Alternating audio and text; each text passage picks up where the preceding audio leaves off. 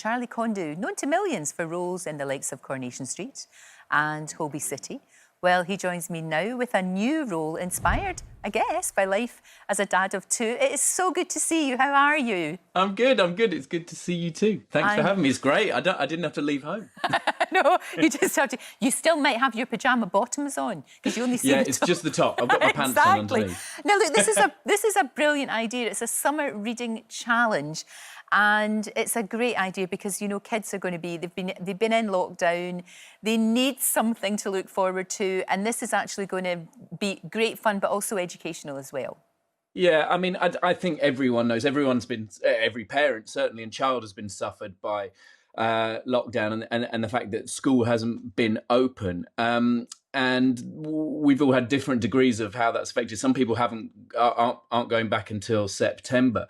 And the Summer Reading Challenge is traditionally there's a dip over the summer holidays anyway of when kids are not reading. And reading, we know, is the one thing. It's the most important thing certainly at primary school age in terms of learning and development. So the Summer Reading Challenge is just kind of a fun way, really, of getting kids and their families engaged and kind of encouraging them to just read and read whatever, really. It can be anything. It can be comics. It can be joke books. You don't have to sit down with a novel. It's just about getting them, you know, away from those screens. No, exactly. That's what we need as well, just to get them reading. That's what's so good. I loved that when Rosie was a wee girl. I absolutely loved sitting and reading her a bedtime story. Just the whole kind of ritual. And it's kind of like going to bed and it's sparking their imagination. And isn't it amazing how you can read the same thing over and over and over again and they still love it? Yeah, you know what? My kids at the moment, they're obsessed with David Walliams' books. Yeah. And David very kindly a while ago sent them some books.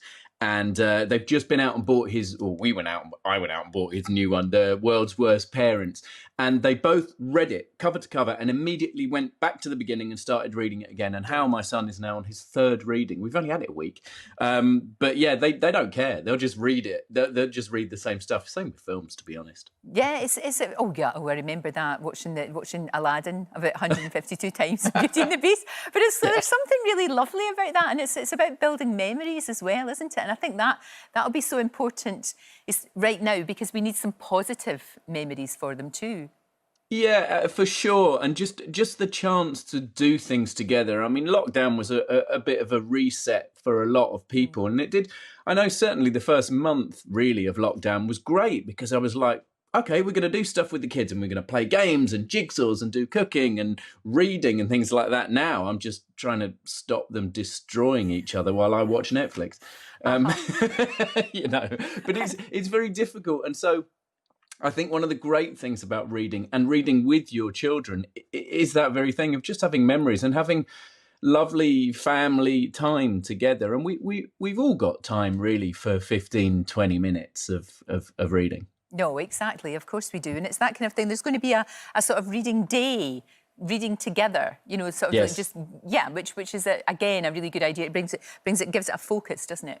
Yeah, I think so. I think it's the 16th of July is the aim of that. And again, it's kind of right at the beginning of the summer holidays. And it's a way of going, OK, guys, come on, let's do this together. And parents as well, because, you know, it's one thing saying to your kids, right, you've got to go and do some reading now while you're sitting playing Candy Crush on your phone.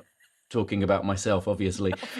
So, and on the 16th, if you sign up to the website, you'll see there's all sorts of things going on virtually. So there are quizzes and games and readings and virtual panels and all sorts of things. There's loads going on. And I think the website is, being tested now, summerreadingchallenge.org. Google it. We'll find it. And I think it's just such a really, really good idea. And how generally, I mean, because you're almost like a teacher now with your kids. I think a lot of people have found that. And a lot of people have huge respect now for teachers. Because right now, it's hard for anyone in your profession. It's quite difficult. I know we're finding new creative ways to do things, but it's still pretty tough.